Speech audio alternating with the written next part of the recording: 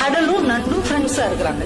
Daily இந்த நண்டு அங்க ஊர் உலகம்லாம் சுத்திட்டு சாயந்தரமா கடல் கிட்ட வந்து பேசும். ஒவ்வொன்னையும் அது சொல்லிக்கிட்டே இருக்கும். கடல் ரொம்ப ஆச்சரியமா கேட்டுட்டு இருக்கும். அப்படியா அப்படியா, ஏதோ நீ எனக்கு ஃப்ரெண்டா இருக்கிறதுனால இந்த உலகத்துல நடக்கிறதெல்லாம் நான் தெரிஞ்சுக்கிறேன்பா, ரொம்ப தேங்க்ஸ்பா அப்படின்னு 2 பேரும் நல்ல மனமொத்த நண்பர்களா இருக்கிறாங்க. ஆனா இந்த நண்டுக்கு ஒரு குணம் என்னன்னா, அந்த கடற்கரையில அது நடந்து வரும்ல, நடக்கும்போது அந்த கடற்கரையில அதோடைய சுவடு பதியும். அது பாக்குறதுக்கு நட்சத்திரம் மாதிரி அழகா இருக்கும். அதனால அதை நின்று அதை ரசிச்சுக்கிட்டே வரும். தன்னுடைய வலைக்குள்ள நுழையறதுக்கு முன்னாடி திரும்பி பார்க்குமா, இந்த கடல் அலைய வச்சு அதை உடனே அழிச்சிடும். இது ஒவ்வொரு நாளும் நடக்குது. வரவுள்ள படக்கு படக்குன்னு அதை அழிச்சிருது.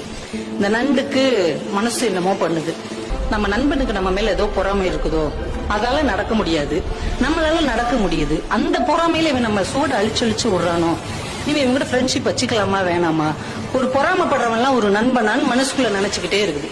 இன்னொரு நாளைக்கு இதே மாதிரி பேசிட்டு வருது, வேகமா அதை அழிச்சிருச்சு. இது வலையில நின்று முறைச்சு பாத்துக்கிட்டே இருக்குது. இன்னொரு நண்டு அந்த வழியாவே போகுது. சரி, நம்ம சூடத்தான் இவன் அழிக்கிறான், அந்த எதிரியோட இன்னொரு நண்டோடைய சுவடை அழிக்கிறான்னு பாப்போம்னு பாத்துக்கிட்டே இருக்குது. அந்த நண்டோடைய சுவடை இதை அழிக்கவே இல்லை. அந்த நண்டு ஹாயா நடந்து அந்த பக்கம் இருக்கிற ஒரு வலைக்குள்ள போகுது. இதுக்கு செம்ம காண்டாயிருச்சு. உண்மையிலேயே இவன் நம்ம மேல மட்டும்தான் பொறாமப்படுறான் அப்படின்னு நினைச்சுக்கிட்டு இருக்கும் போதே அந்த வழியா ஒரு நரி வருது. இந்த நண்டு நடந்து போன அந்த சுவடு இருக்கு இல்லையா, அதை அப்படியே ஃபாலோ பண்ணிக்கிட்டு போய் வலையில இருக்கிற நண்டை கவக்குன்னு பிடிச்சு தின்றுச்சு.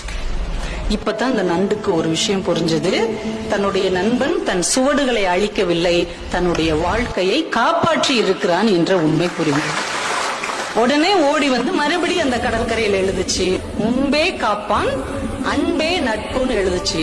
அதையும் அந்த கடல் படிச்சுட்டு உடனே அழிச்சிருச்சு. தன்னுடைய நட்பு கெட்டாலும் பரவாயில்லை, நண்பன் கெடக்கூடாது என்று யார் நினைக்கிறார்களோ அவர்கள் தான் உண்மையான நண்பர்கள்.